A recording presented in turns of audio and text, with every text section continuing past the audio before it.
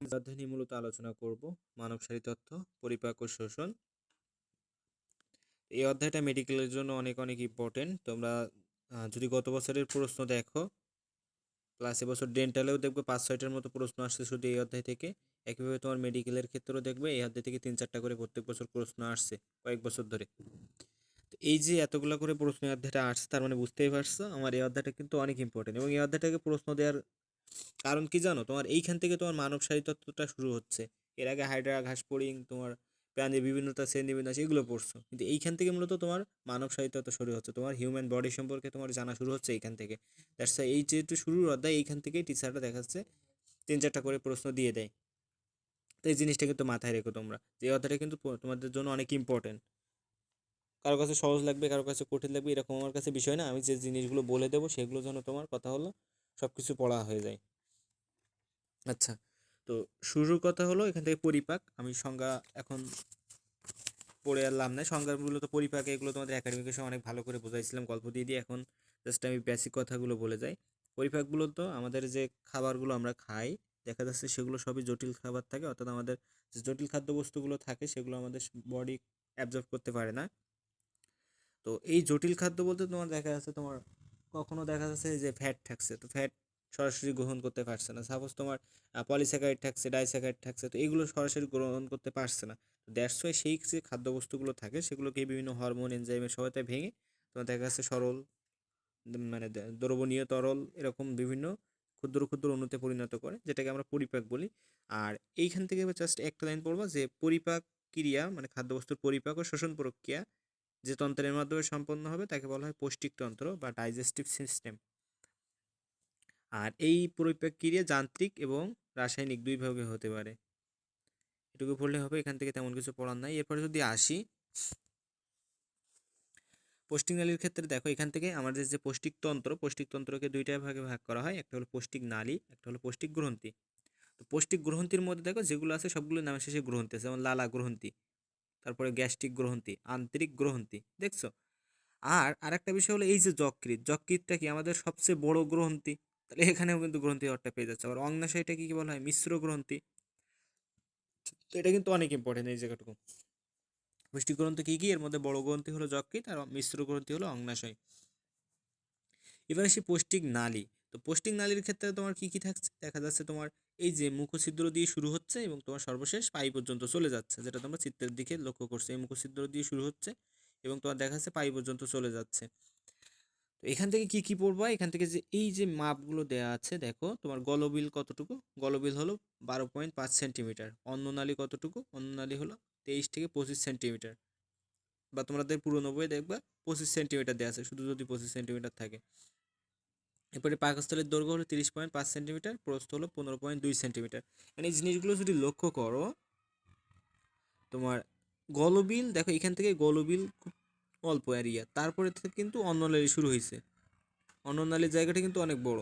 তাহলে বন্ধুরা আমার গলবিলটা হলো সবচেয়ে কম এরিয়া, অর্থাৎ এটা তোমার 12.5, এবং এর ডাবল করলে হয় দেখো 25, অর্থাৎ 25 সেন্টিমিটার তোমার হয়ে যাচ্ছে অন্ননালী। আর পাকস্থলীর ক্ষেত্রে দেখা যাচ্ছে 30 আর তার অর্ধেক করলে 15। তো দেখো দৈর্ঘ্যটা 30, প্রস্থটা 15 সেন্টিমিটার এককে আছে কিন্তু সবগুলা মাথায় রেখো। আচ্ছা, এই আর এখান থেকে আর কি কি পড়বা? এই পাকস্থলীর পার্ট কি কি আছে? কার্ডিয়া, ফান্ডাস, বড় বাঘ, ছোট বাঘ, পাইলোরাস, এগুলো আমরা চিত্র পড়বো একটু পরেই, সমস্যা নেই। আর ক্ষুদ্রান্তর ক্ষেত্রে দেখা যাচ্ছে 6 থেকে 7 মিটার। এই একটাই মাত্র দেখো, এটা কিন্তু মিটারে আছে, বৃহদন্তটা মিটারে আছে, আগেরগুলো কিন্তু সেন্টিমিটারে ছিল। তাহলে ক্ষুদ্রান্ত কত? 6 থেকে 7 মিটার। আর বৃহদন্ত কত? 1.5 মিটার। দেখো নাম কিন্তু ক্ষুদ্রান্ত, কিন্তু এর দৈর্ঘ্যটা কিন্তু বড়। আর এটার নাম বৃহদন্ত, কিন্তু এর দৈর্ঘ্যটা কিন্তু ছোট। অর্থাৎ তোমার এখানে এখানে তোমার বৃহদন্ত থাকে, প্লাসের ভিতরে তোমার ক্ষুদ্রান্ত থাকে। তো এখানে যদি জিনিসটা একটু বলি, যে তোমাদের মাপ দুটো তো ইম্পর্টেন্ট বললাম, দৈর্ঘ্য 1.5 মিটার বৃহদন্ত, আর ক্ষুদ্রান্ত হলো 6 থেকে 7 মিটার। এবং ক্ষুদ্রান্তের যে অংশগুলো আছে ডিউডেনাম, জেজুনাম, ইলিয়াম, তো এই ডিউডেনাম, জিজিনাম, ইলিয়াম এগুলো হলো পরীক্ষার জন্য ইম্পর্টেন্ট। বলবে নিচের কোনটি ক্ষুদ্রান্তের অংশ নয়, নিচের কোনটি বৃহদন্তের অংশ, এভাবে কিন্তু এমসিকিউ আসতে দেখা যায়। তো এখানে দেখো তোমার মনে রাখতে পারো ডিজে ইলিয়াস দিয়ে, তার ডিতে তোমার ডিউটেনাম, যেতে তোমার জেজুনাম, আর ইলিয়াসের এটা দিয়ে মনে রাখতে পারো ইলিয়াম, অর্থাৎ জেজুনাম, ডিউটেনাম আর ইলিয়াম, এই তিনটা তোমার ক্ষুদ্রান্তের পাঠ। আর বৃহদান্তের পাঠ কোনগুলো দেখো, সিকাম, কোলন, মলাশয়। দেখো ক্ষুদ্রান্ত, কিন্তু এর নামের ওয়ার্ডগুলো দেখো অনেকগুলো বেশি করে, 4টা 5টা করে ওয়ার্ড। আর এটা দেখো সিকাম 3টা ওয়ার্ড, কোলন 2টা 3টা ওয়ার্ড, এইভাবে দেখো, এইভাবে মনে রাখতে পারো, যেভাবে মনে রাখবো আমার সঠিকটা দেখাতে পারলে হলো। তো বৃহদন্তে কী কী আছে, সিকাম, কোলন, মলাশয়, এবং এই কোলনের মধ্যে আবার আছে ঊর্ধ্বমুখী কোলন, অর্থাৎ যেটা এরকম উপরের দিকে উঠতেছে। এরপরে তোমার অনুপ্রস্থ কোলন, যেটা তোমার এইভাবে গেছে দেখো, এই যে বৃহদন্তে। আর নিম্নমুখী কোলন কোনটা, এই যেটা নিচের দিকে চলে আসছে। আর শেষের এই জায়গার অংশটা তোমার বলা হচ্ছে কি, শেষের অংশটাকে বলা হচ্ছে হলো সিসাময়েড। শেষের অংশটুকুকে বলা হলো সিসাময়েড। তো এই এখান থেকে জাস্ট এটুকু পড়লেই এনাফ, হাত তেমন কিছু পড়তে হবে না। এবং এটুকু একবার রিডিং দিয়ে যে খাদ্য জটিল, মানে খাদ্য যে পরিপাক, এটা 6টা ধাপে সম্পন্ন হয়, এটুকু দেখলেই হবে। এবং এখানে একটা কথা আছে দেখো, মানুষ সর্বভুক প্রাণী, এর ইংরেজিটা ইম্পর্টেন্ট, অমনিভোরাস। তো মানুষ সর্বভুক প্রাণী, মানুষ কোন ধরনের প্রাণী, অমনিভোরাস প্রাণী, এটা ইম্পর্টেন্ট। একইভাবে তোমরা হাইড্রার ক্ষেত্রে পড়ছিলে কি, হাইড্রার ক্ষেত্রে পড়ছিল হলো কার্নিভোরাস, চাইলে এক জায়গায় লিখে রাখতে পারো, এখানেই লিখে রাখতে পারো, তাহলে একসাথে পড়া হয়ে যাবে। হাইড্রার ক্ষেত্রে পড়ছিলে কি, হাইড্রার ক্ষেত্রে হলো কার্নিভোরাস, কার্নিভোরাস বা মাংসাশী। হাইড্রার ক্ষেত্রে কার্নিভোরাস বা মাংসাশী। আর ঘাস ফড়িং এর ক্ষেত্রে কি পড়ছিলে, হার্বিভোরাস বা শাকাশী। হ্যাঁ হার্বিভোরাস, হার্বিভোরাস বা শাকাশী। এই 3টা জিনিস কিন্তু এখান থেকে এমসিকিউ ইম্পর্টেন্ট, এবং এখান থেকে কিন্তু মেডিকেল অ্যাডমিনিস্ট্রেটিভ ট্রাস্টে দেখা গেছে প্রশ্ন, এই কথাটা মাথায় রেখো। এরপরে যদি আসি, তোমাদের এখান থেকে তেমন কিছু পড়তে হবে না, এই যে ছকটা আছে ছকটা দেখবা, এবং দেখবা এখানে শর্করা, আমিষ, স্নেহদ্রব্য, ভিটামিন, এর মধ্যে দেখো তুমি আমিষ কতটুকু প্রয়োজন আর তোমার ভিটামিনটা, এই দুটো পড়াটা একটু দেখে রেখো, মানে কতটুকু পরিমাণের মধ্যে, আর বাকিগুলো রিডিং দিবা। আর কোনটার কি কাজ একবার রিডিং দিবা সবগুলো। তোমার যেটা দেহের বৃদ্ধি করবে আমিষ, তাপ উৎপাদনের সাথে 2টা দেখো, শর্করা আর তোমার স্নেহদ্রব্য, এই দুটো হলো তাপ উৎপাদনে সাহায্য করে। আর দেহের তাপ নিয়ন্ত্রণ করে স্নেহদ্রব্য, আর কর্মক্ষমতা বৃদ্ধি করে শর্করা, এগুলো পড়ে নিবা, এগুলো তোমরা নিজেরাই পড়তে পারবে। এবং এরপরে এই ছকটা আরও ইম্পর্টেন্ট, তোমাদের বললাম না মেডিকেলের জন্য ছক, উদাহরণ, এগুলো অনেক ইম্পর্টেন্ট। এই ছকটা আবারও ইম্পর্টেন্ট, এখানে তোমার শর্করা জাতীয় যে খাদ্য আছে সেগুলো ভাঙার জন্য যে এনজাইম প্রয়োজন হয়, তার মধ্যে আছে দেখো অ্যামাইলোলাইটিক এনজাইম, আমিষ বা প্রোটিনে প্রোটিওলাইটিক এনজাইম, আর স্নেহদ্রব্য বা লিপিডে লাইপোলাইটিক এনজাইম, এবং এর উৎপন্ন দ্রব্যগুলো পড়তে হবে। এবং এই যে অ্যামাইলোলাইটিক এনজাইমের মধ্যে কোন কোন এনজাইমগুলো আছে এইগুলোও পড়া লাগবে, বুঝতে পারছো, এখান থেকে কিন্তু অনেক ইম্পর্টেন্ট। তো এখন কথা হলো কীভাবে মনে রাখতে পারো, দেখো আমিষের একদম কি প্রোটিন, তাহলে প্রোটিন দেখো এর যে এনজাইমটা সেটা প্রোটিওলাইটিক, দেখছো নামের সাথে কিন্তু কিছুটা মিল আছে, প্রোটিন পি দিয়ে শুরু হচ্ছে, প্রোটিওলাইটিক এনজাইম। স্নেহদ্রব্যকে কী বলা হয়, লিপিড বলা হয়, তাহলে লিপিডে কি ল আছে না, তাহলে মনে রাখবে এটা হলো লাইপোলাইটিক এনজাইম। আর বাকি থেকে শর্করা, সেটা হলো তোমার অ্যামাইলোলাইটিক এনজাইম। এই তো হলো 3টা এনজাইম, এর মধ্যে কি কি আছে, এই শর্করা পরিপাককারী এনজাইম তোমার দেখো ptyalin, amylase, maltase, sucrose. Ptyalin বলতে তোমার যে লালা, বা এটাকে আরেক সময় মানে স্যালিভারি আলফা অ্যামাইলেসও বলা হয়, যেটা তোমাদের বইয়ে দেওয়া আছে পরবর্তীতে। আর অ্যামাইলেস, মল্টেস, সুক্রেস, এগুলো হলো মানে শর্করা পরিপাককারী এনজাইম। প্রোটিওলাইটিকের মধ্যে আছে কি কি, পেপসিন, ট্রিপসিন, কাইমোট্রিপসিন, অ্যামিনোট্রিপসিন, এগুলা। আর লাইপোলাইটিকের মধ্যে আছে তোমার লাইপেস, তারপরে ফসফোলাইপেস, কোলেস্ট্রল, গ্লিসারোস্টালেস, লেসিথিনেস, এগুলো কিন্তু অনেক ইম্পর্টেন্ট। এরপরে মানুষের যে পোস্টিং নালী মুখ থেকে পাই পর্যন্ত, এটা 8 থেকে 10 মিটার লম্বা, এটা পড়বা।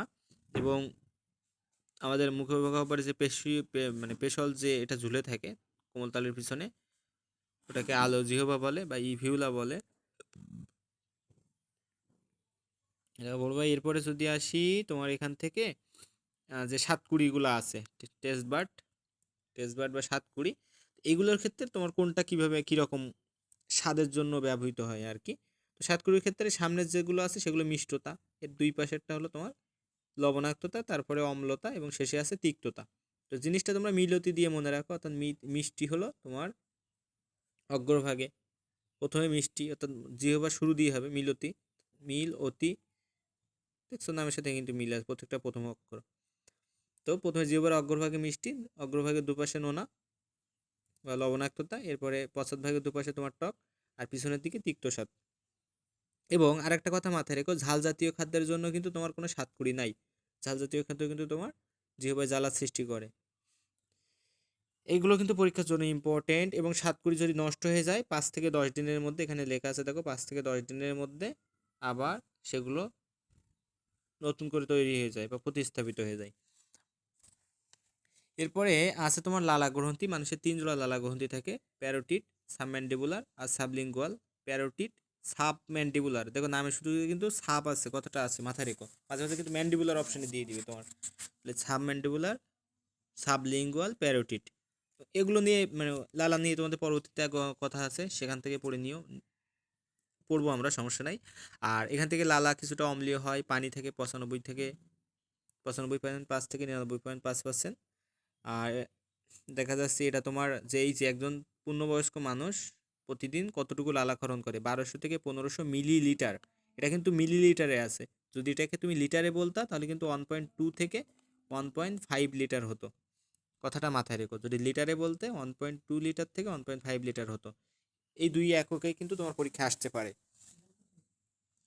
আচ্ছা, এরপরে যদি তুমি আসো যে তোমার দাঁত, তো দাঁতের ক্ষেত্রে তোমার দেখা যাচ্ছে তোমার ইনসিসর, ক্যানাইন, প্রিমোলার, মোলার, 4 ধরনের থাকে, এটা তো তোমরা জানো 4 ধরনের দাঁত।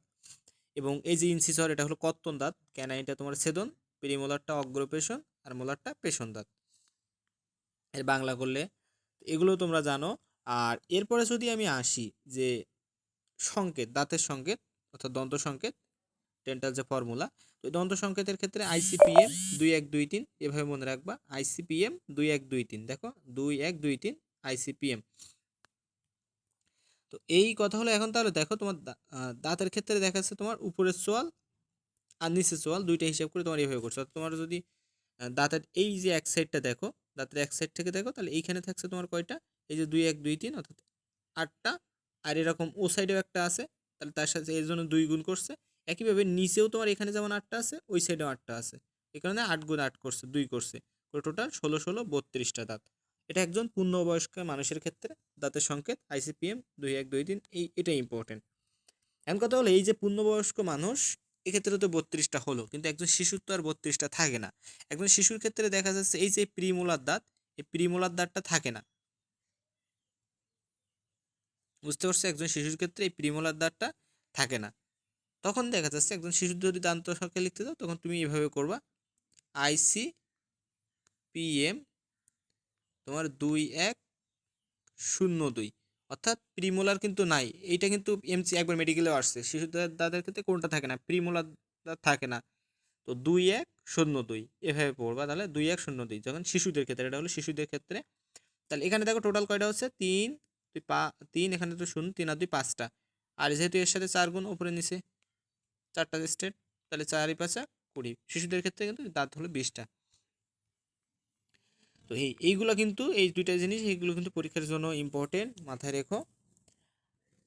আর যদি একজন 18 থেকে 24 বছর বয়স্ক মানুষের ক্ষেত্রে তুমি দাঁতের সংখ্যা লিখতে চাও, তখন দেখা যাচ্ছে আইসিপিএম 2122, অর্থাৎ এক্ষেত্রে কি তোমার যখন তুমি পূর্ণবয়স্ক হচ্ছ না, 18 থেকে 24 এ বয়সে তোমার কিন্তু তোমার যে তোমরা যেটাকে আক্কেল দাঁত বলো, তোমার মোলার দাঁত, এটা কিন্তু তখনও পর্যন্ত তোমার উঠে পারে না। এখানে দেখা যাচ্ছে এই যে মোলার দাঁত তোমার 3টা ছিল, সেখানে কিন্তু একটা হয়ে যাচ্ছে,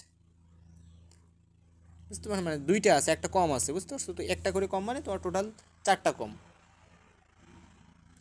তাহলে তোমার 4টা কম মানে তোমার দেখা যাচ্ছে তোমার দাঁত এখন 28টা। তো এই হলো বিষয়, এগুলো পড়তে হবে, জানতে হবে। এরপরে যদি আসি তোমার এই যে খাদ্য মন্ড বা বোলাস, এটা কোথায় তৈরি হচ্ছে, এটা তোমার যান্ত্রিক পরিভাগের ক্ষেত্রে তোমার মুখের ভিতরে তৈরি হচ্ছে। তাহলে মুখের ভিতরে যদি তুমি যখন যা খাবারটা মুখের ভিতরে নিয়ে চাবাচ্ছ, চাবে মানে যখন তুমি দাঁত দিয়ে চাবাচ্ছ, তো এই ক্ষেত্রে দেখা যাচ্ছে যান্ত্রিক পরিপাক হচ্ছে, কারণ এখানে তো কোনো রাসায়নিক ক্রিয়া বিক্রিয়া এখনো শুরু হয় না। এরপরে যখন তোমার লালা আসছে, তখন সেটা রাসায়নিক পরিপাকে চলে আসছে। তো এখন কথা হলো, দেখা যাচ্ছে এই যে খাদ্য মন্ড বা বোলাস, এটা কোথায় উৎপন্ন হয়, তোমার মুখগহ্বরের মধ্যে কিন্তু উৎপন্ন হচ্ছে। আচ্ছা, বোলাস বা খাদ্যবহন গেল। এরপরে এখান থেকে তেমন কিছু পড়তে হবে না।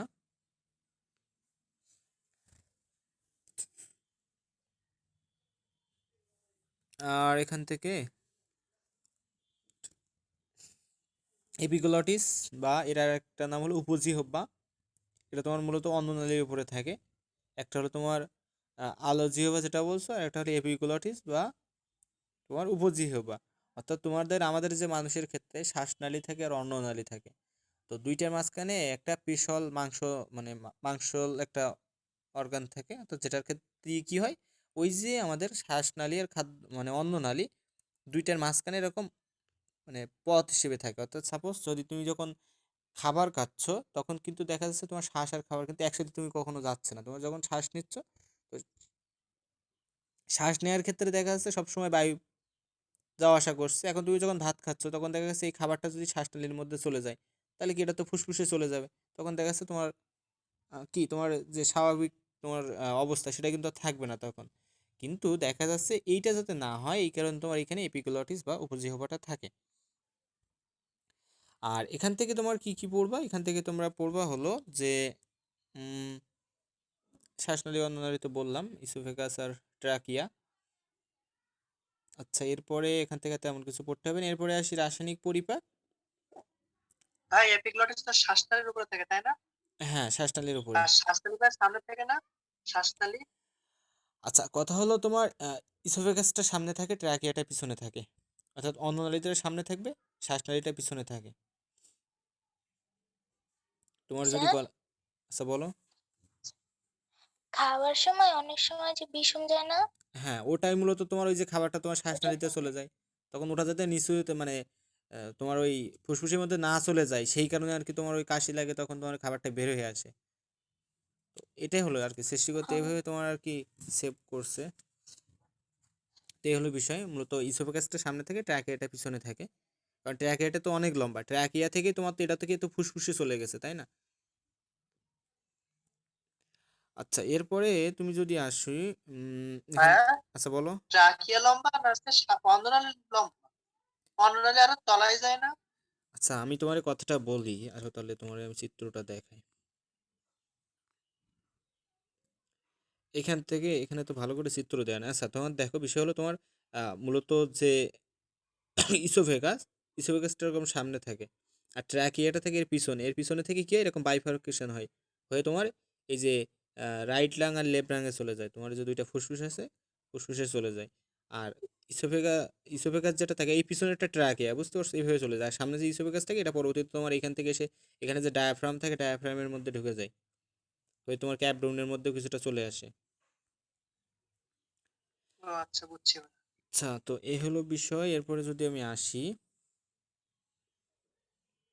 রাসায়নিক পরিপাকের ক্ষেত্রে, এখান থেকে প্রশ্ন আসতে আসে তোমার লালা গ্রন্থি থেকে দুইটা মানে লালা রসে কি কি এনজাইম থাকে, তোমার টায়ালিন আর মল্টেস, দুইটা enzyme most most important MCQ. লালা রসে কোন এনজাইম থাকে, টায়ালিন আর মল্টেস এনজাইম থাকে, এগুলো কিন্তু এনজাইম, টায়ালিন মল্টেস নামক এনজাইম থাকে। আচ্ছা, এবং এই টায়ালিনটা কি করে, জটিল শর্করাকে মল্টোজে পরিণত করে, মল্টেস থেকে তোমার মল্টেস এনজাইম সুক্রোজে পরিণত করে। এবং এখানে একটা শেষ লাইন লেখা আছে, দেখো, যে টায়ালিনের ক্রিয়া মুখগহ্বরে শুরু হলেও পরিপাকের ক্রিয়া সংঘটিত হয় পাকস্থলীতে। এখন তোমার যদি এমসিকিউ আসে পরিপাকের ক্রিয়া শুরু হয় কোথায়, তাহলে বলতে হবে পাকস্থলীতে। পরিপাকের ক্রিয়া কোথায় শুরু হয়, সেটা হলো পাকস্থলীতে, মাথায় রেখো। আর এরপর থেকে যদি সামনে আসি, মূলত টায়ালিন তোমার শর্করা পরিপাক কিন্তু তোমার মুখগহ্বরে শুরু হচ্ছে ক্রিয়াটা, কিন্তু দিন শেষে কিন্তু পরিপাক ক্রিয়াটা শুরু হচ্ছে তোমার পাকস্থলীর মধ্যে গিয়ে। এই কথাটা কিন্তু অনেক ইম্পর্টেন্ট। আর সবাই মনে করে লালা রাজ্যের মুখের মধ্য দিয়ে আসছে, তার মুখগহ্বরে পরিপাক শুরু হচ্ছে, কিন্তু তেমন কিন্তু হয় না। আর এরপরে আমিষ পরিপাক আর স্নেহ পরিপাক, এগুলো কিন্তু মুখের মধ্যে হয় না, বুঝতে পারছো? মানে আমাদের আর কি, আমাদের যে লালা, লালা কিন্তু আমিষও পরিপাক করতে পারে না, স্নেহ পরিপাক করতে পারে না, জাস্ট শর্করাটা কিছুটা পরিপাক করতে পারে, তার সেটা শুরু করে দিচ্ছে। আচ্ছা, এরপরে খাদ্যবস্তু পাকস্থলীতে খাদ্য পরিপাক। তো পাকস্থলীর অংশটা দেখো, এই সেই তোমার অন্ননালী, অর্থাৎ যেটাকে তোমরা ইসোফেগাস বলছো। এটা থেকে এসে তোমার দেখো এই পাকস্থলীর মধ্যে ঢুকছে, ঢুকে এইখানে অংশটা হয়ে গেছে কার্ডিয়া, অর্থাৎ এইখানে যে গেট মতো আছে, যেটাকে স্ফিংক্টার বলো, আর এখানে তোমার এই যে ফান্ডাস তৈরি হয়েছে, এরপর এটা হলো বডি, এবং এইখানে দেখো একটা দুই জায়গায় দুইটা বাঁক সৃষ্টি, এখানে বড় বাঁক আর এখানে যে বাঁকটা সৃষ্টি হয়েছে এটা হলো ছোট বাঁক, এবং একইভাবে আগের মতো আরেকটা স্প্রিংটার থাকে এখানে পাইলোরাস। এই এবং এখান থেকে এর কি কি পড়বা, এই যে এদের দৈর্ঘ্য 30, প্রস্থ 15, একটা অর্ধেক, এবং সদ্য ভূমিষ্ঠ যে শিশুর পাকস্থলীর ধারণ ক্ষমতা থাকে 30 মিলিলিটার বা 1 আউন্স। এটা হয়তো তোমাদের মানে পুরনো এডিশন যাদের কাছে আছে তাদের হয়তো এটা থাকবে না, কথাটা দাগায় নিও। সদ্য ভূমিষ্ঠ শিশুর দেহের পাকস্থলীর ধারণ ক্ষমতা 30 মিলিলিটার বা 1 আউন্স। বয়সন্ধিকালে 1 লিটার, আর প্রাপ্তবয়স্ক হয়ে দাঁড়ায় 1.5 থেকে 2 লিটার। এরপরে দেখো বলছে যে অংশে অন্ননালী উন্মুক্ত হয় তাকে কি বলে, কার্ডিয়া। এইভাবে কিন্তু এমসিকিউ আসবে, তো এগুলো মাথায় রেখো। যে অংশে অন্ননালী উন্মুক্ত হচ্ছে, চিত্র দেখলে তো বুঝতে পারছো, সে অংশকে কার্ডিয়া বলে। এটা গম্বুজাকার ফান্ডাস, তারপরে বড় ভাগ ছোট ভাগ তো আছে। এরপরে আসে শেষে যেটা অংশটা তোমার ডিউডেনামে উন্মুক্ত হয়েছে, তো তোমার ক্ষুদ্রান্তের যে ডিউডেনাম সেখানে যেটা উন্মুক্ত হয়েছে সেটাকে বলা হয় পাইলোরাস।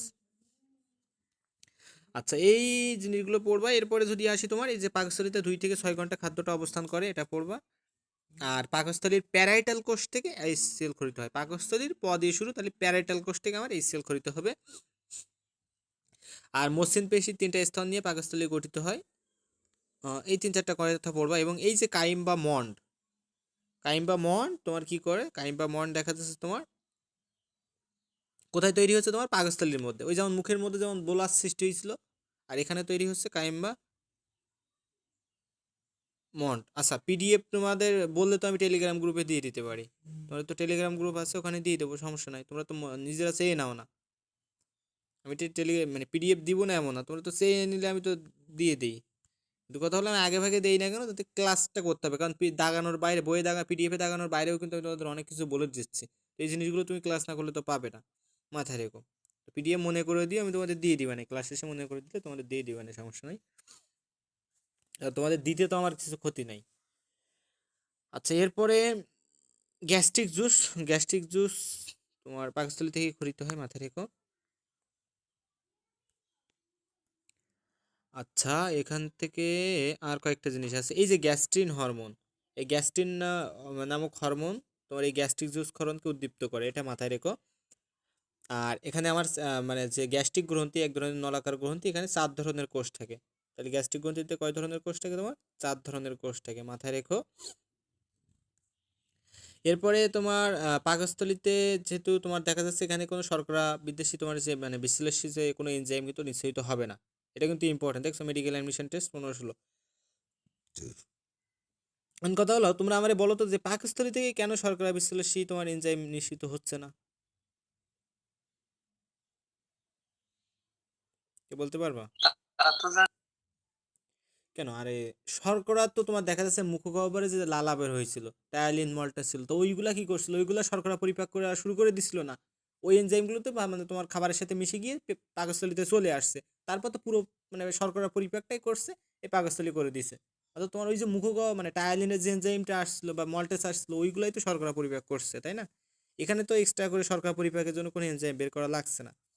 আর এখানে মূলত কি হবে, তোমার আমিষ পরিপাক হবে।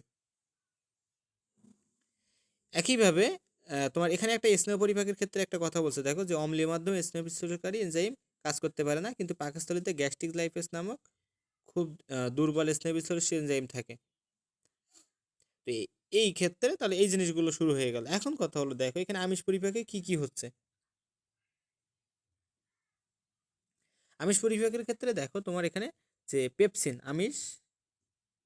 পেপসিন কি করছে, প্রোটিওস আর পেপটোনে তৈরি করছে। পেপসিন এনজাইম কি করছে, আমিষকে ভেঙে দিয়ে মানে প্রোটিওস আর পেপটোন তৈরি করছে। আর এই যে রেনিন, এটা কিন্তু পরীক্ষা এমসিকিউ অনেক আসে। রেনিন কি করে, কেসিন দুগ্ধ আমিষকে প্যারাকেসিনে পরিণত করে, কেসিনকে প্যারাকেসিনে পরিণত করে কে, রেনিন। আর প্যারাকেসিন থেকে পেপটোন হয় হলো পেপসিনের কারণে। তো 2 জায়গায় পেপসিন আছে আর রেনিন এক জায়গায় আছে। আশা করি এগুলো মনে রাখা তেমন কঠিন হবে না। আর এই যে এখানে একটা কথা লেখা আছে যে গ্যাস্ট্রিক জুসে পেপসিনোজেন আর পোরোরেনিন নামক 2টা নিষ্ক্রিয় প্রোটিওলাইটিক এনজাইম থাকে। এই যেসব নামের শেষে দেখো জেন আছে, পেপসিনোজেন, এই যেগুলো আছে এরকমগুলো সবগুলো প্রায় নিষ্ক্রিয় হয়, যে এনজাইমগুলো শেষে এরকম থাকবে দেখবে নিষ্ক্রিয় হয়, মূলত তাদেরকে বলা হয় জাইমোজাইম বলা হয়, যদিও এটা তোমাদের আপাতত দরকার নেই। আর এরপরে যদি আসি তোমার এখান থেকে তেমন কিছু পড়তে হবে না। এরপরে পাকস্থলী নিজেই কেন পরিপাক হয়ে যায় না, তো এর ভিতরে দেখা যাচ্ছে পাকস্থলীর অন্তর্গত যে মানে নিশ্চিত যে মিউকাস স্তর থাকে সেখানে দেখা যাচ্ছে এইচসিএল এর আক্রমণ রোধ করার জন্য প্রতিবন্ধক হিসেবে কাজ করে ওর অন্তর্গত যে স্তরটা।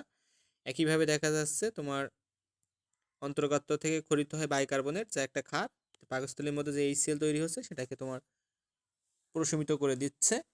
একইভাবে দেখা যাচ্ছে তোমার যে পাকস্থলী থেকে যে পেপসিন প্রথমে কি হয়েছিল, পেপসিনোজেন নামক মানে এনজাইম হিসেবে নিষ্ক্রিয় অবস্থায় খরিত হয়েছিল। এই যে পেপসিনোজেন হিসেবে নিষ্ক্রিয় অবস্থা হয়েছিল, পরবর্তীতে যখন এইচসিএল এর সংস্পর্শে আসছে তখন সেটা সক্রিয় পেপসিনে হয়ে গেছে।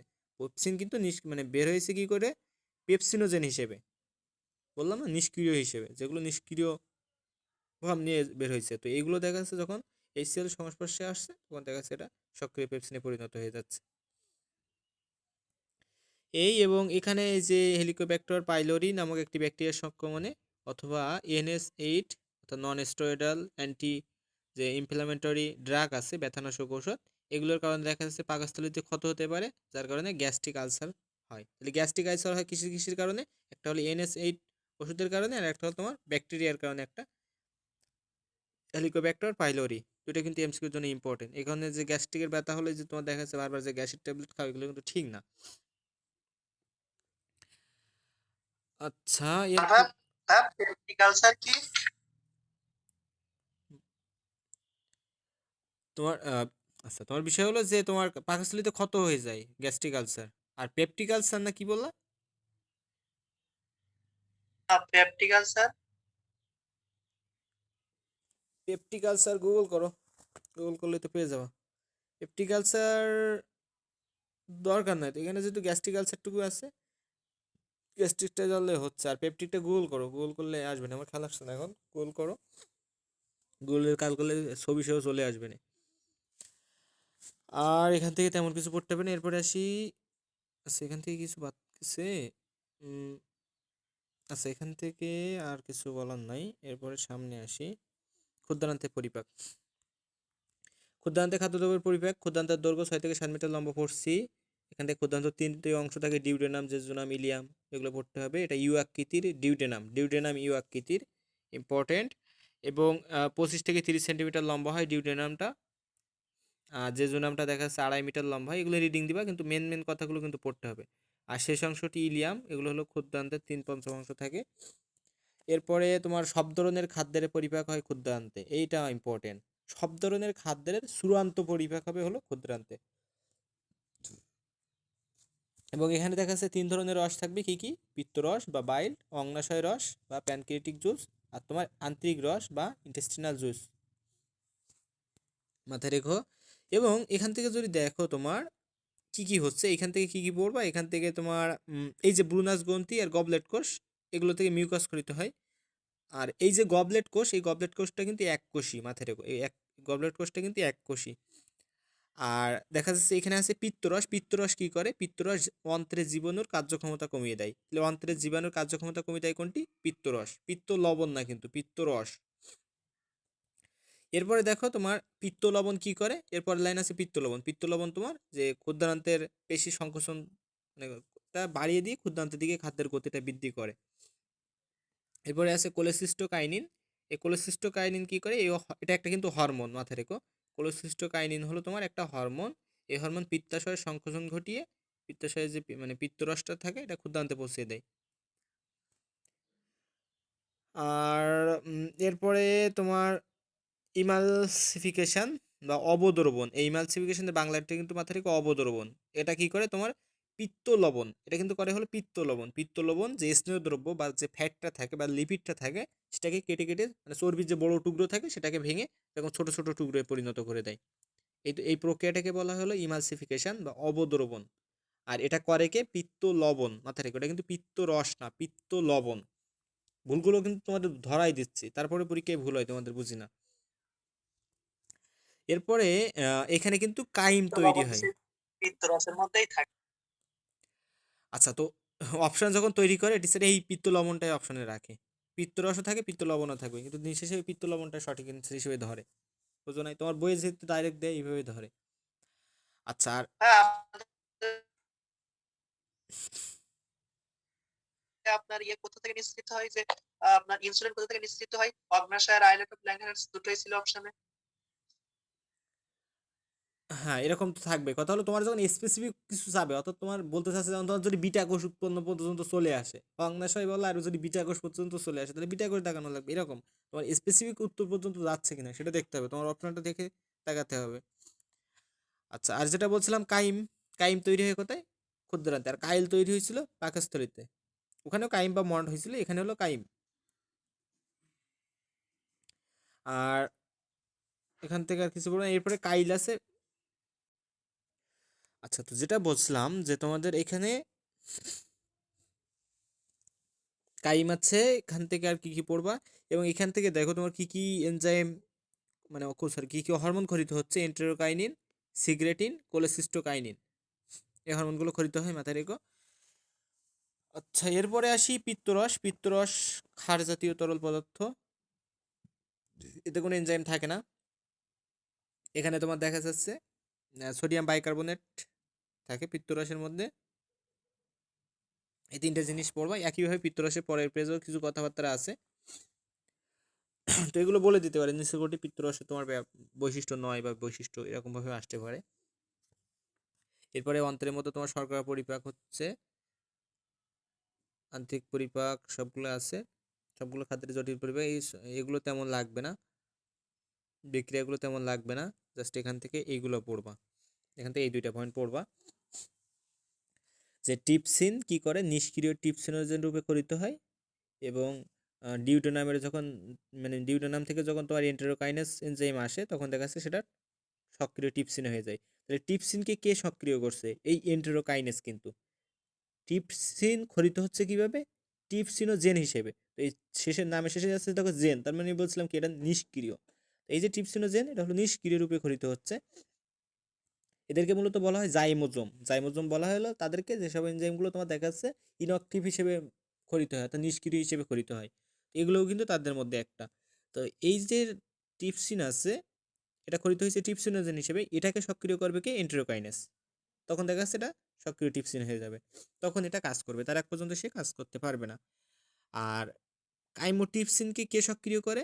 কাইমোটিপসিনটাও নিষ্ক্রিয় কাইমোটিপসিনোজেন হিসেবে খরিত হবে, এবং এটা দেখা যাচ্ছে টিপসিনের ক্রিয়ায় সক্রিয় হয়ে কাইমোটিপসিন হয়ে যাবে। তাহলে কাইমোটিপসিনকে কে সক্রিয় করবে? টিপসিন। নামের মধ্যে কাইমোটিপসিন আছে, তাহলে এটাকে সক্রিয় করবে টিপসিন করবে। এই দুটো জিনিস এমসিকিউ আসে, ভুল হয় না যেন, মুখস্থ করা লাগে না, বুঝে ভুললে। এরপরে পেপসিন আর টিপসিনের মধ্যে পার্থক্য আছে, পড়ে ফেলবা। টিপসিন কিন্তু মাথায় রাখো এটা কিন্তু অগ্ন্যাশয় থেকে খরিত হচ্ছে, আর পেপসিন কিন্তু পাকস্থলীর থেকে। এই দুটো কিন্তু এমসিকিউ ভুল করে স্টুডেন্টরা। আচ্ছা এগুলো পড়বা। আর এখান থেকে তোমার এবার আসি স্নেহ পরিপাক। স্নেহ পরিপাকের ক্ষেত্রে সোডিয়াম গ্লাইকোলেট, সোডিয়াম টরোকোলেট, এইগুলো কি করে তোমার? এগুলো হলো পিত্ত লবণ। আর এই পিত্ত লবণ দেখা যাচ্ছে পিত্তরসের মধ্যেই থাকে, আর এগুলো ক্ষুদ্র ক্ষুদ্র যে বললাম চর্বি জাতীয় কণাকে ক্ষুদ্র ক্ষুদ্র কণায় পরিণত করে, এটাকে বলা হয় অবদ্রবণ বা ইমালসিফিকেশন। অবদ্রবণ, ব আছে কিন্তু প নেই, মাথায় রেখো। মাঝে মাঝে কিন্তু অপদ্রবণ দেয়া থাকে অপশনে, এটা কিন্তু ব দেয়া, অবদ্রবণ। আর এসব বাকি তেমন কিছু পড়তে হবে না এখান থেকে। এরপরে সামনে যদি যাই, পরিপাক গ্রন্থির ভূমিকা। তো এখানে দেখো তোমার সবচেয়ে বড় লালা গ্রন্থি কি? সবচেয়ে বড় লালা গ্রন্থি হলো প্যারোটিড গ্রন্থি। এই যে 5 ধরনের পৌষ্টিক গ্রন্থি পড়ছি তার মধ্যে তো প্রথমে ছিল লালা গ্রন্থি। তো এই লালা গ্রন্থি থাকে কতটা? 3 জোড়া থাকে, অর্থাৎ 6টা থাকে, 3 জোড়া লালা গ্রন্থি থাকে। এর মধ্যে কি কি আছে তোমার? সবচেয়ে বড় লালা গ্রন্থি প্যারোটিড, এরপরে সাবম্যান্ডিবুলার, সাবলিঙ্গুয়াল। তো এই যে প্যারোটিড গ্রন্থি এটা থাকে তোমার কানের নিচে। এখানে দেখো এই যে প্যারোটিড গ্রন্থি, তোর দিকে তোমরা জুম করে চিত্র দেখতে পারো, এটা হলো প্যারোটিড গ্রন্থি, এখান থেকে তোমরা লালা স্খলিত হচ্ছে। আর এবং এটা আছে দেখো দ্বিতীয় ঊর্ধ্বমোলার দাঁতের বিপরীতে। তোমার যে ঊর্ধ্বমোলার দাঁত ছিল, মানে মোলার দাঁত তো চিনতে পারছো, মোলারের যেটা উপরের সারিতে ছিল সেটাকে বলা হচ্ছে ঊর্ধ্বমোলার দাঁত। তো ঊর্ধ্বমোলার দাঁত দ্বিতীয় ঊর্ধ্বমোলার দাঁতের বিপরীতে মুখগহ্বরে উন্মুক্ত হয়। তো এইখানে মাথায় রেখো এই যে দ্বিতীয় মোলার অর্ধমোলার দাঁতের বিপরীতে এটা হচ্ছে তোমার প্যারোটিড গ্রন্থি। এটা কিন্তু এবার ডেন্টালে আসছিল, মাথায় রেখো। এরপর সাবমেন্ডিবুলার, এখানে দেখা যাচ্ছে জিহ্বার নিচে যে ফেনুলাম থাকে সেখান থেকে তোমার দেখা যাচ্ছে সেই ত্বকের পাশে উন্মুক্ত হয়। আর সাবলিঙ্গুয়ালটা কি করে, তোমার সাবলিঙ্গুয়ালটা জিহ্বার নিচ থেকে আসে, এই যে চিত্রের মধ্যে দেখতে পাচ্ছ সাবলিঙ্গুয়াল সাবমেন্ডিবুলার। এরপরে যদি আসি সামনে, যে একজন পূর্ণবয়স্ক মানুষ 1200 থেকে 1500 মিলিলিটার লালা গ্রহণ করে, আগে বলছে এটা অম্লীয়, এর পিএইচটা পড়বো 6.2 থেকে 7.4। এরপরে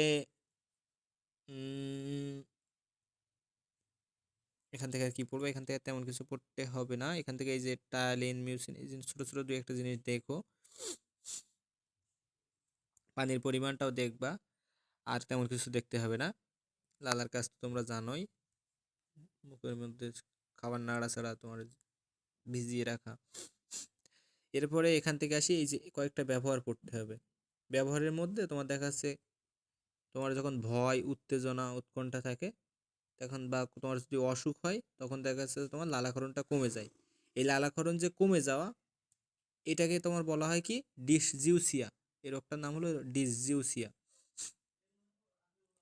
আর এখান থেকে আর কি কি পড়বা, তোমার ক্লোরাইড। ক্লোরাইড কি করে, স্যালিভারি অ্যামাইলেজকে সক্রিয় করে। এই স্যালিভারি অ্যামাইলেজ বলতে কিন্তু তোমার যে টায়ালিন পড়ছো লালা থেকে খরিত হয় সেটাই কিন্তু, সেটাকে বলা হলো স্যালিভারি আলফা অ্যামাইলেজ, ভাইয়া, এটাই কিন্তু টায়ালিন। বলো। বা আমাদের বইতে তো যে ভয়, উত্তেজনা, উৎকণ্ঠা ওই অবস্থাকে হচ্ছে জেরোস্টোমিয়া বলে। মূলত কম লালাক্ষরণ যে রোগ সেটাকে বলা হলো ডিসজিউসিয়া। আচ্ছা, নতুন বই অ্যাড করছে ওটা? হ্যাঁ, কি দেয়া ওখানে?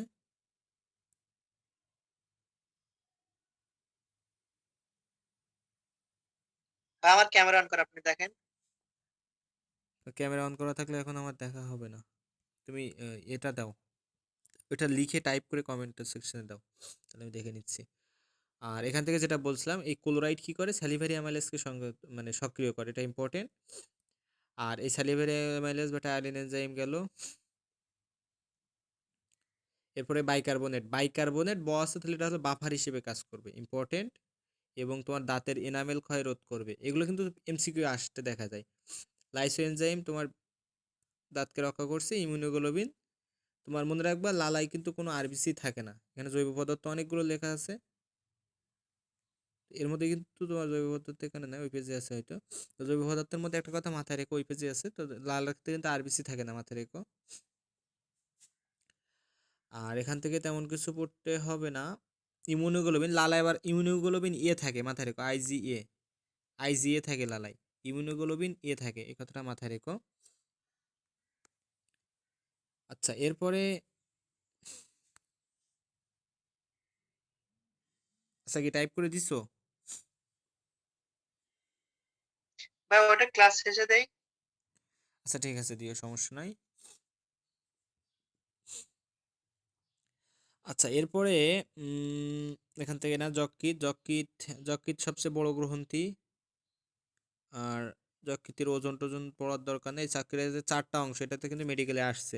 এবং এই যে কর্ডেট লেখা না, এখানে উত্তর দেওয়া হলো কর্ডেট, ডয়ের উপরে একটা র ফলা দেয়া, এটা এইটুকুই পার্থক্য করছে অপশনের মধ্যে, নিচের কোনটি যকৃতের অংশ নয়। অর্থাৎ তোমার ডান বাম কোয়াড্রেট কর্ডেট, এই 4টা অসম্পূর্ণ খণ্ড নিয়ে যকৃৎ গঠিত। এবং মানে শিশুতে দেখা যাচ্ছে এটা 150 গ্রাম মনের মতো থাকে। এবং এর আবরণটার নাম হলো ক্যাপসুল। তো ক্যাপসুল কিন্তু পুরোপুরি কথাটা হলো তোমার গ্লিসন্স ক্যাপসুল, মাথায় রেখো, গ্লিসন্স ক্যাপসুল আবরণে আবৃত থাকে। আর এটা হলো সবচেয়ে বড় গ্রন্থি আর সবচেয়ে বড় অঙ্গ কিন্তু ত্বক, গতকাল পড়া হয়েছে। এরপরে যকৃতের নিচে থাকে তোমার পিত্তথলি। যকৃতের ডান খণ্ডটা সবচেয়ে বড় হয়, যকৃতের ডান খণ্ডটা সবচেয়ে বড় হয়। দেখো, যকৃতের ডান খণ্ডটা সবচেয়ে বড় হয়, এর নিচে থাকে পিত্তথলি। এই যকৃতের এই যে মানে কোন খণ্ডের নিচে পিত্তথলি থাকে, এটা কিন্তু মেডিকেলে আসছে, মানে গত বছর আসছে, ইম্পর্টেন্ট কিন্তু, এভাবে কিন্তু প্রশ্ন আসে। এখানে দেখা যাচ্ছে তোমার কিছু কিছু জিনিস থাকে, তোমার দেখা যাচ্ছে যে আহ, কেন্দ্রীয় শিরা থাকে। এখানে দেখো, যদি চিত্রের মধ্যে দেখো, তোমার এই যে অভিন্ন পিত্তনালী সৃষ্টি হয়, অর্থাৎ তোমার যেটাকে তোমরা বলো হলো অ্যাম্পুলা অফ ভ্যাটার। তো অ্যাম্পুলা অফ ভ্যাটার থাকে কোনটায়, যকৃতে, মাথায় রেখো। তো এই যে অ্যাম্পুলা অফ ভ্যাটার বা অভিন্ন পিত্তনালী কিভাবে সৃষ্টি হয়েছে, তোমার এইখান থেকে যে যকৃৎ নালী, এখান থেকে দেখো উপরের দিক থেকে আসছে যকৃৎ নালী, আর এখান থেকে যে আসছে পিত্তথলি থেকে তোমার যে পিত্তনালী আসছে, এই দুটো একসাথে মিলিত হয়ে তোমার অ্যাম্পুলা অফ ভ্যাটার বা অভিন্ন পিত্তনালী গঠন করে, এবং এখান থেকে দেখা যাচ্ছে ডিউডেনামে গিয়ে উন্মুক্ত হয়ে যায়। এরপরে যদি দেখো যে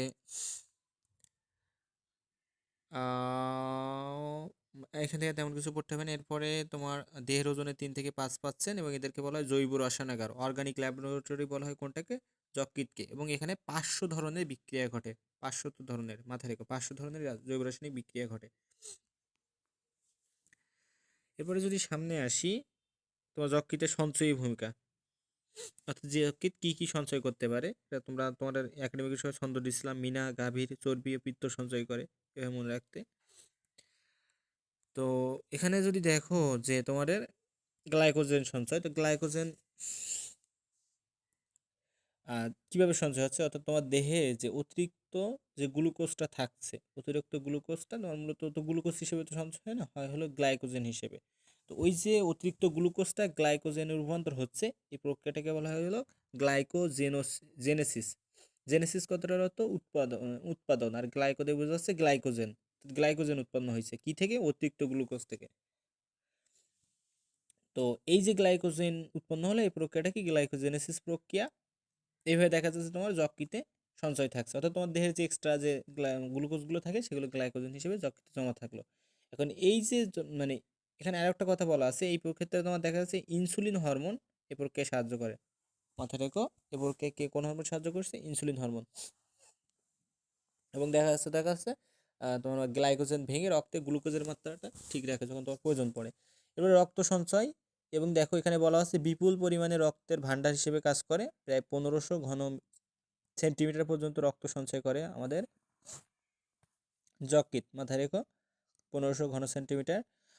আর ভিটামিন সঞ্চয়, ভিটামিন সঞ্চয় কি কি দেখো আছে, তোমার এই যে স্নেহদ্রব্য ভিটামিন কোনগুলো, পানিতে দ্রব্য ভিটামিন কোনগুলো, এগুলো কিন্তু মেডিকেলে আসতে দেখা যায়। দেখো ফ্যাট বা স্নেহদ্রব্য ভিটামিন হলো এডিইকে, মনে রাখবে, কেডা স্নেহ পাই, এভাবে মনে রাখতে পারো। অর্থাৎ ভিটামিন কে, ই, ডি, এ, আর স্নেহ দিয়ে হলো তোমার স্নেহদ্রবণীয়টা। আর ভিটামিন বি আর সি, বিসি, এই দুইটা হলো তোমার পানিতে দ্রবণীয়। আর তোমার এখানে যে সায়ানোকোবালামিন, বি12 আর ফলিক অ্যাসিড, এগুলো সঞ্চয় করে। আর ফলিক অ্যাসিড আর এই যে ভিটামিন বি12 বা কোবালামিন, এই দুইটা কি করে, তোমার অস্থিমজ্জায় লোহিত কণিকা উৎপাদনে সাহায্য করে। এটা কিন্তু তোমাদের রক্ত অধ্যায়ে আমি পড়াইছি। ভিটামিন বি12 আর ফলিক অ্যাসিড কি করে, তোমার অস্থিমজ্জা দেখা যাচ্ছে লোহিত রক্তকণিকা তৈরিতে সাহায্য করে। এই প্রক্রিয়াটা, এই কারণে এই দুইটাকে বলা হলো হেমাটোপয়েটিক ভিটামিন। আচ্ছা, এরপরে আসি পিত্তরস। পিত্তরস দেখা যাচ্ছে তৈরি হয় কোথায় আর সঞ্চয় থাকে কোথায়। পিত্তরস তৈরি করে হলো যকৃৎ, মাথায় রেখো, পিত্তরস তৈরি করছে কি, যকৃৎ। আর সঞ্চয় থাকবে কিসে, পিত্তথলিতে বা গল ব্লাডারে। এই কথাটা কিন্তু ভুল করলে হবে না। পিত্তরস তৈরি করছে হলো যকৃৎ, সঞ্চয় থাকছে কোথায়, পিত্তথলিতে, আর কাজ করবে কোথায়, ক্ষুদ্রান্তের ডিউডেনামে। তাহলে এখানে লিখে নিতে পারো, পিত্তরস কাজ করে কোথায়, তোমার ক্ষুদ্রান্তের ডিউডেনামে। তৈরি হচ্ছে মানে যকৃতে, পিত্তথলিতে জমা থাকছে, কাজ করছে ক্ষুদ্রান্তের ডিউডেনামে, সব কিন্তু আলাদা আলাদা। এবং মিনারেল সঞ্চয় দেখা যাচ্ছে লৌহ পটাশিয়াম সঞ্চয় করে। এবং দেখা যাচ্ছে তোমার যকৃতে যে কাপ্পার কোষগুলো থাকে সেখানে দেখা যাচ্ছে হিম আর গ্লোবিনটা তৈরি হয়, অর্থাৎ তোমার যে হিমোগ্লোবিনটা থাকে যখন 120 দিন দিন হয়ে যায়, অর্থাৎ যে আমাদের আরবিসি থাকে লোহিত রক্তকণিকা, যখন সেটা 120 দিন হয়ে যায় দেখা যাচ্ছে সেটা ফ্র্যাগাইল আরবিসি হয়ে যায়, অর্থাৎ ভঙ্গুর হয়ে যায়। এবং দেখা যাচ্ছে ওটা তখন ভেঙে যায়, এই দেখা যাচ্ছে তোমার হিম আর গ্লোবিন তৈরি করে। তো গ্লোবিন এক ধরনের প্রোটিন, এটা দেখা যাচ্ছে তোমার তোমার দেহে সঞ্চিত থেকে যায়, এবং পরবর্তীতে এই যে হিমটা থাকে, হিমটা আবার ভেঙে যায়, ভেঙে গিয়ে দেখা যাচ্ছে তোমার ফেরিটিন তৈরি করে। এই যে ফেরিটিন তৈরি করলো, এই ফেরিটিনটা মূলত যকৃতে জমা থাকে। এবং এরপরে আরও অনেক কাজ আছে, এই কাজ তোমাদের এখন দরকার নেই, কারণ তোমাদের যেহেতু 10 অধ্যায় নাই, তোমাদের যে প্রতিরক্ষার অধ্যায়টা নাই থাকলে ওটা বোঝানো হতো, শুধু দিকে দিলাম নাই। তো এইখানে ফেরিটিন হিসেবে কিন্তু জমা রাখে, এটা মাথায় রেখো, হিমের যে লৌহ অংশ এটা ফেরিটিন হিসেবে যকৃতে জমা থাকে। আচ্ছা, এরপরে যদি আসি তোমার যকৃতের বিপাকীয় ভূমিকা, এটা তোমরা মনে রাখার জন্য ছন্দ নিছিলে যে ফ্যাট হিমু শর্করা ও প্রোটিন বিপাক করে লাল পিত্ত হারালো। অর্থাৎ তোমার এখানে কি কি বিপাকীয় ভূমিকা আছে, এগুলো হলো বিপাকীয় ভূমিকা। এখানে প্রথমে আছে শর্করা বিপাক। তো এক্ষেত্রে দেখা যাচ্ছে গ্লাইকোজেনেসিস আছে। তো অন্তর থেকে যে হেপাটিক পোর্টাল শিরা আছে, এর মাধ্যমে দেখা যাচ্ছে চিনি গ্লুকোজ যকৃতে প্রবেশ করে। আর এই কারণে বলা হচ্ছে এই শিরাটা একমাত্র চিনি বহনকারী একমাত্র রক্তবাহিকা। কোনটা? হেপাটিক পোর্টাল শিরাটা চিনি বহনকারী একমাত্র রক্তবাহিকা। এবং এটা দেখা যাচ্ছে প্রতি 100 গ্রাম মানে 100 ঘন সেন্টিমিটারে 90 গ্রাম গ্লুকোজ হিসেবে এটা নিয়ন্ত্রণ করতে পারে, গ্লুকোজ লেভেলটা। এগুলো পড়বা। এরপরে এই যে তোমার গ্লুকোজ থেকে গ্লাইকোজেন রূপান্তরের যে প্রক্রিয়া, এটা গ্লাইকোলাইসিস। এখানে ইনসুলিন সাহায্য করে। আর ইনসুলিনটা তোমার আইলেটস অফ ল্যাঙ্গারহ্যান্স, অগ্ন্যাশয়ের যে আইলেটস অফ ল্যাঙ্গারহ্যান্সের বিটা কোষ থেকে তৈরি হয়, এটা তোমরা জানো। এরপরে যদি আসি গ্লুকোনিওজেনেসিস, নিও কথাটা হলো নতুন, জেনেসিস অর্থাৎ উৎপাদন। অর্থাৎ তোমার দেখা যাচ্ছে নন কার্বোহাইড্রেট উৎস থেকে তোমার গ্লুকোজ উৎপাদন। নন কার্বোহাইড্রেট যে উৎস, অর্থাৎ তোমার দেহে যে এক্সট্রা প্রোটিন, যে এক্সট্রা ফ্যাটগুলো আছে, এগুলো কি হবে? এগুলো তো জমা থাকতে হবে দেহের মধ্যে, তাই না? তুমি যে এক গাদা খেয়ে ফেলছো, তো এইগুলো জমা হওয়ার প্রক্রিয়াটা, অর্থাৎ এই যে নন কার্বোহাইড্রেট আছে, এটা থেকে দেখা যাচ্ছে গ্লুকোজ হওয়ার যে প্রক্রিয়া, এটাকে বলা হচ্ছে গ্লুকোনিওজেনেসিস।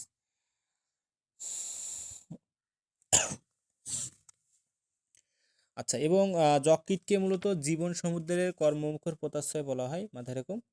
এই যে যকৃৎ, যেহেতু এখানে অনেকগুলো বিক্রিয়া ঘটছে, এখানে বলা হয় জীবন সমুদ্রের কর্মমুখর পোতাশ্রয়। আচ্ছা, এরপরে যদি আসি এখান থেকে তেমন কিছু পড়াবো না আর।